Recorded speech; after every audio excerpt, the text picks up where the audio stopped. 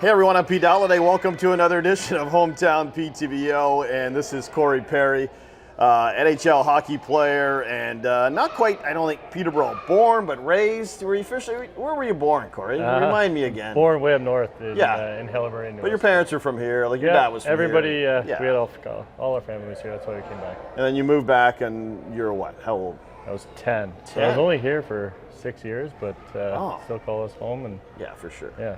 You grew up a Petes fan because I think, did your family billet Petes fans, or your uncle, or yeah, Petes players? my grandma. Yeah. Oh, your grandma did, yeah. Right, yeah. So who was there again? They had Jason Dawsey, Mike Harding. Yeah. They were always in before curfew, I'm sure, too. Every night.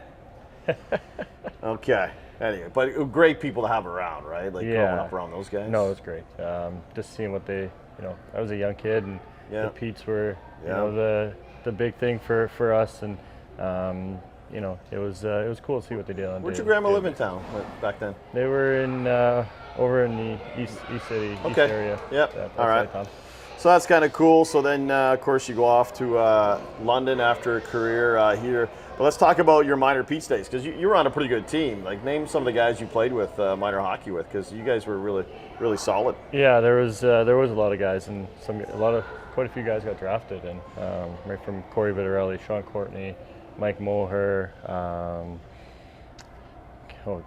Matt Curry. I'm putting you on the spot. I know, it's been a long time, but you've played with several thousands of players since, including at the Olympics and World Championships, and you did pretty good to rifle off 5 or 6 guys you played with like 25 years ago. Exactly. But is there a guy you played minor hockey with in Peterborough? Maybe it's a Corey Vittorelli that you're surprised never made it to the NHL because the skill level was right there, and it shows you how tough it is to get to the show. It is tough, and this game is hard. It's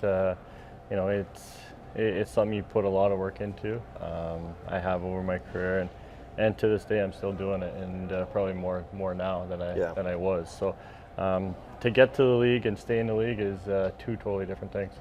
And you've stayed in the league a long time, 3 straight Stanley Cup final appearances, and I remember the night you guys lost to Colorado, and Twitter went stupidly crazy, as Twitter can do, and it was disgusting, really. Corey Perry lost for the 3rd straight time in the Stanley Cup final, and it was like ticking me off, not because I know you personally, but I mean, it is so difficult to get to a Stanley Cup final at all over your career. You got to 3 in a row. Yeah, you weren't part of the winning team of those 3. Does that stuff bother you at all? Or do you even read that? Does it get back to you? Like, what are your thoughts on that? Because first of all, I think it's incredible that you got there 3 years in a row, win or lose. Yeah, well, thank you. I don't have any social media, so you can look it up, I guess, and go through it. But you do hear about it. That was the topic of conversation going into the Stanley Cup final is, being here 3 years in a row, losing the team that you joined, and now having an opportunity to play, for another one. And they were talking about Marian Hossa, his 3rd one, he won. Right. He lost the first 2 and then won the next one. So, it was unfortunate. Colorado was a great team. The games were close. Every game was a 1-goal game except the 2 blowouts that each team had. So it was, it was a great series, and unfortunately we're on the losing end, but you use that to motivation and try to get back there next year. So Corey, one of the great moments in the playoffs, at least for us watching back home, was a video of your son Griffin, who was only 4 at the time, suited up in the Tampa gear, coming out as part of the pregame ceremony. What was that like for you? Did that, bring some chills to you, like it did several other people? It still does. Yeah.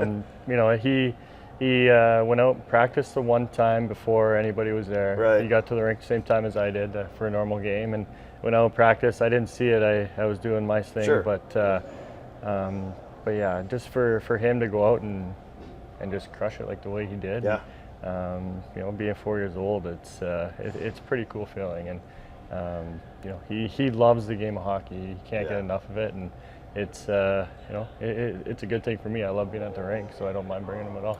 And he's at the rink as part of the CHE hockey camp, which you've been associated with for a lot of years. And now to see him here, especially in your hometown, again, must be another proud moment for you. It is. I first day watching them, just kind of sat back and reminisced of the times that I was a part of this camp and grew up and made my way through the camp and became a counselor for a summer or two, and now coming back and coming in, popping in on different days and going on the ice with the kids.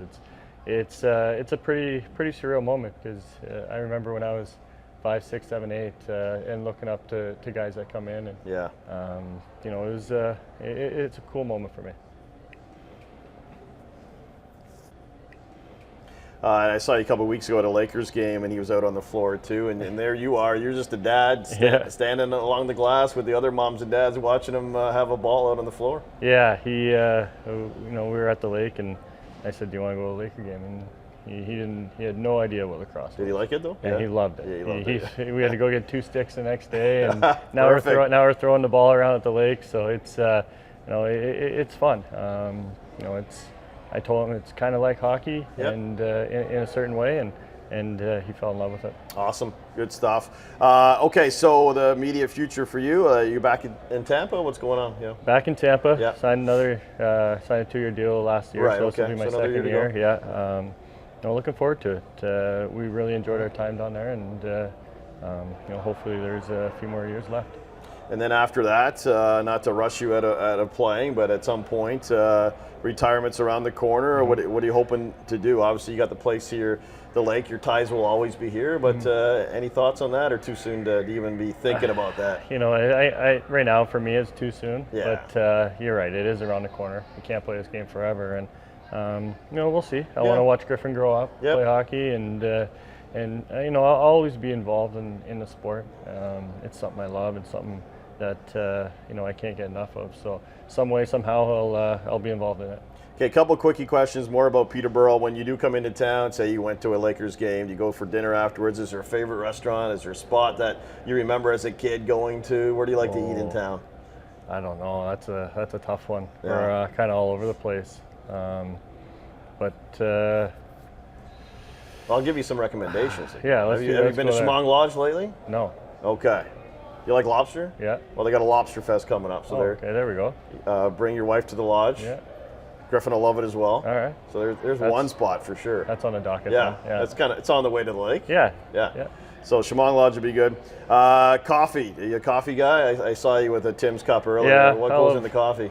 Just black. Just black. Yeah. Yeah. Just probably only 1 or 2 a day, and just but.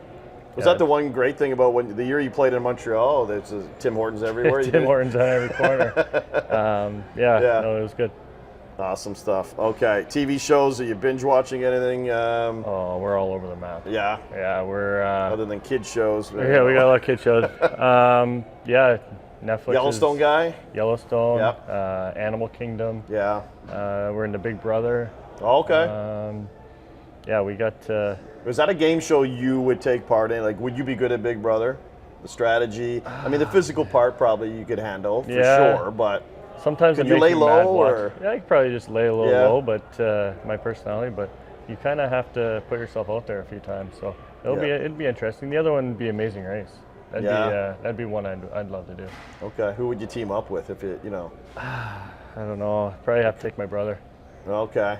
What's he up to these days? He's a police officer in London, him and his wife. So that'd be a good combination. He's a good athlete, but he's got those detective sort of skills maybe, and then you're pretty creative. Yeah, you guys would do well. Amazing Race Canada. There we go. The Perry brothers. There we go. All right, Corey. Well, listen, appreciate it. I know your son's getting on the ice real soon. It's great to see you, and have a good year in Tampa. All right, appreciate it. Thanks for having me. You've been watching Hometown PTBO with Corey Perry. Thanks for joining us on this edition of Hometown PTBO, brought to you by Darling Insurance.